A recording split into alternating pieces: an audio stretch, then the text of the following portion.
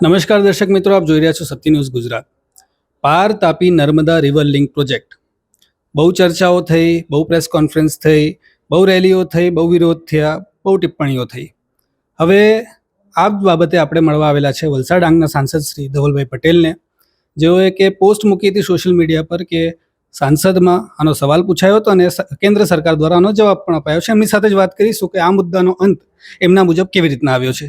ધવલભાઈ, આભાર સમય બદલ. પાર Tapi Narmada river link project બહુ ચાલ્યું સાહેબ. આ મુદ્દે હવે આપના તરફથી ફૂલ સ્ટોપની આશા આદિવાસી સમાજ રાખતું હતું અને આપના મુજબ એ ફૂલ સ્ટોપ લાગી ગયો છે. જણાવશો કેવી રીતના? જી, આપણા આદિવાસી સમાજ માટે બહુ મોટો દિવસ છે, કારણ કે જે પાર Tapi Narmada river link project આટલા સમયથી જેનો પ્રશ્ન આપણા દક્ષિણ ગુજરાતમાં ચાલતો હતો, એની અંતિમ મહોર સંસદ ભવનની અંદર રાજ્યસભામાં આનો પ્રશ્ન પૂછ્યો ત્યારે 18મી ઓગસ્ટ 2025ના રોજ આપણા જલશક્તિ મંત્રાલયે લિખિતમાં આપ્યું કે આ પ્રોજેક્ટ આપણે હટાવી દેવામાં આવ્યો છે, આપણે કરવાના નથી. એ જે લિખિતમાં જોતો હતો તે આપણી દેશની સૌથી સર્વોચ્ચ આપણી ઓફિસ કહેવાય, કાર્યાલય કહેવાય, એવી આપણા સંસદ ભવનની અંદર રાજ્યસભામાં લિખિતમાં આવી ગયું છે. એટલે આ વસ્તુનું આજે અંત થાય છે. અને એટલું જ નહીં, આનો અંત 2022માં જ આવી ગયો હતો, જ્યારે આપણા મુખ્યમંત્રી ભૂપેન્દ્ર પટેલ સાહેબ અને સી આર પાટીલ સાહેબે ત્યારે પ્રેસ કોન્ફરન્સ કરી. એના પછી 10મી ઓગસ્ટ 2023ના રોજ આપણા મુખ્યમંત્રી ભૂપેન્દ્ર પટેલ સાહેબે સત્તાવાર રીતે, ત્યારે કેન્દ્રીય જલશક્તિ મંત્રી ગજેન્દ્ર શેખાવતજી હતા, એમને સત્તાવાર લેટર લખ્યો હતો કે આ પ્રોજેક્ટ અમે ઈચ્છતા નથી, એટલે એનું કેન્સલેશન થવું જોઈએ. એના પછી 29મી ડિસેમ્બર 2023ના રોજ ત્યારના જલશક્તિ મંત્રાલયે રિટર્નમાં આપ્યું કે મહારાષ્ટ્ર અને ગુજરાત આ પ્રોજેક્ટ ઈચ્છી રહ્યું નથી, એટલે બંને પ્રોજેક્ટને હટાવી દેવામાં આવ્યા છે. એના પછી પાછું કોંગ્રેસવાળાએ ગતકડું કરીને ગૂગલ કરી લેવું ડીપીઆર, ગૂગલ કરી લેવું ડીપીઆર, એમ કરીને ડીપીઆરની જે વાત કરતા એટલે ડીપીઆર પણ મેં ગૂગલમાં સર્ચ કરીને એમને બતાવ્યું કે આ 2017નું ડીપીઆર છે, નવું ડીપીઆર નથી. અને એના પછી મેં પોતે પત્ર જલશક્તિ મંત્રાલયને લખ્યું અને 13મી ઓગસ્ટ 2025ના રોજ એમણે મને લિખિતમાં આપ્યું કે આ પ્રોજેક્ટને હટાવી દેવામાં પહેલેથી જ આવ્યો છે ને એમાં કોઈ પણ જાતનો ફેરફાર નથી. અને એ જ દિવસે આપણી રાજ્ય સરકારે પણ કેબિનેટની બેઠક બોલાવી છે, સર્વોચ્ચ બેઠક કહેવાય, કેબિનેટની બેઠક બોલાવીને કેબિનેટની અંદર એવો ડિસિઝન લીધો કે આપણે પાર Tapi Narmada river link project કરવાનું નથી. અને હમણાં વિધાનસભા સત્ર ગુજરાતમાં ચાલ્યું, તેમાં પણ લખ્યું છે કે અમે આ પ્રોજેક્ટ ઈચ્છી રહ્યા નથી. એટલે બધી જગ્યાએ આપણે લિખિતમાં આપી દીધું છે કે પાર Tapi Narmada river link project કરવાના નથી.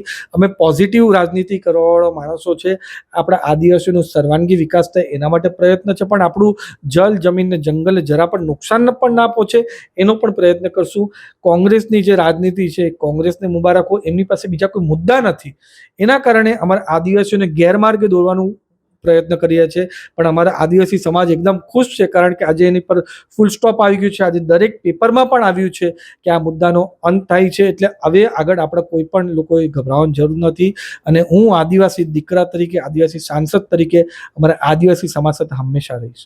ધવલભાઈ, એક શબ્દ શ્વેત પત્ર બહુ ચાલ્યો, રેલી વખતે પણ ચાલ્યો, આપની પ્રેસ કોન્ફરન્સ જ્યારે આપે કરીને જણાવ્યું કે ભાઈ આ થયું. અહીંયા અરવિંદભાઈ પણ હતા, જિલ્લા પંચાયતના પ્રમુખ મનહરભાઈ, બધા હતા. તેમની હાજરીમાં તમે કીધું હતું, પ્રેસ કોન્ફરન્સ કરીને માહિતી આપી હતી.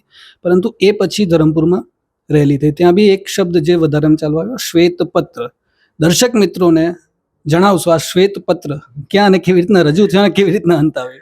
સૌથી પહેલાં તો તમારા ચેનલના માધ્યમથી હું કહેવા માંગુ છું કે 13મી ઓગસ્ટે જે આપણે પ્રેસ કોન્ફરન્સ કરીને રિટર્નમાં આવ્યું, એના પછી એમની જે ધરમપુરમાં રેલી હતી, જેમાં એમણે બણગા ફૂંક્યા હતા કે 1 લાખ લોકો આવશે, એનો ફિયાસ્કો થયો. ફક્ત 1200થી 1500 લોકો, તે પણ કોંગ્રેસના કાર્યકર્તાઓ, આદિવાસી સમાજે પૂરી રીતે બોયકોટ કર્યું. હવે જે શ્વેતપત્ર કરે છે, શ્વેતપત્રનો મિનિંગ શું? શ્વેતપત્ર એટલે કોઈ પણ પોલિસી આપણે નવી લાવતા હોય તો એનું પોઝિટિવ શું છે, નેગેટિવ શું છે, એનું માટે રિસર્ચ પોલિસી પેપર કરીને શ્વેતપત્ર કહેવાય, વ્હાઇટ પેપર કહેવાય. એમાં ડિસિઝનના શું પોઝિટિવ પાસા છે, નેગેટિવ પાસા છે, એના માટે શ્વેતપત્ર હોય. પણ અમારા આદિવાસી સમાજના દિમાગમાં એ રીતના ઘૂસાઈ દીધું છે કે શ્વેતપત્ર લાવો.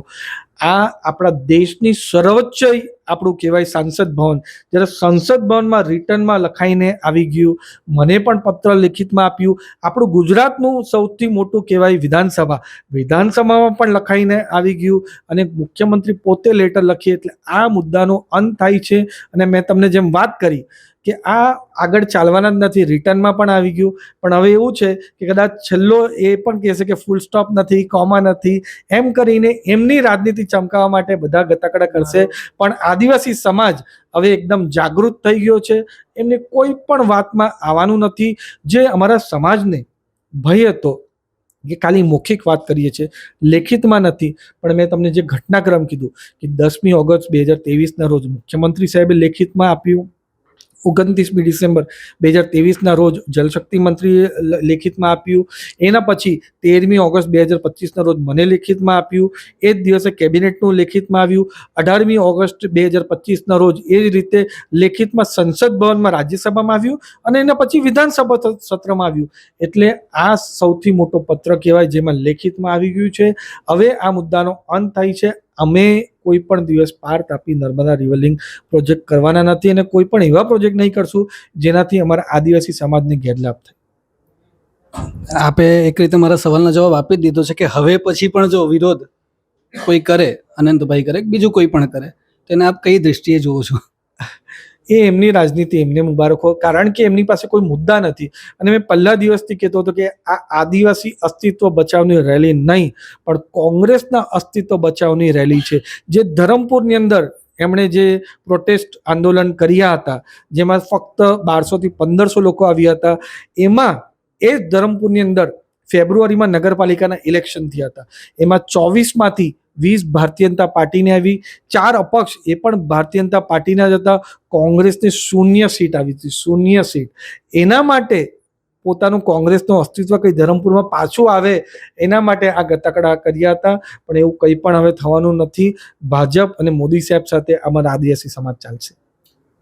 તો મિત્રો, જેમ આપ સાંભળી રહ્યા હતા વલસાડ ડાંગના સાંસદ ધવલભાઈ પટેલ, તેઓએ જણાવ્યા મુજબ પાર તાપી નર્મદા રિવર લિંક પ્રોજેક્ટનો મુદ્દો અહીં સમાપ્ત થાય છે. ફૂલ સ્ટોપ એમના મુજબ લાગી ગયો છે. છતાં પણ કોઈ જો વિરોધ કરે તો તે એમની રાજનીતિ માટે કરશે, એવું એમનું કહેવાનું છે. આપ જોઈ રહ્યા છો સત્ય ન્યૂઝ ગુજરાત. હું છું પ્રતિક પાંડે. જો તમે આ વિડીયો ફેસબુક પર જોઈ રહ્યા છો તો લાઈક અને ફોલો કરો, અને યુટ્યુબ પર જોઈ રહ્યા છો તો અમારી ચેનલને સબસ્ક્રાઇબ કરો. સત્તરે.com, આઝાદી સમાચારોની.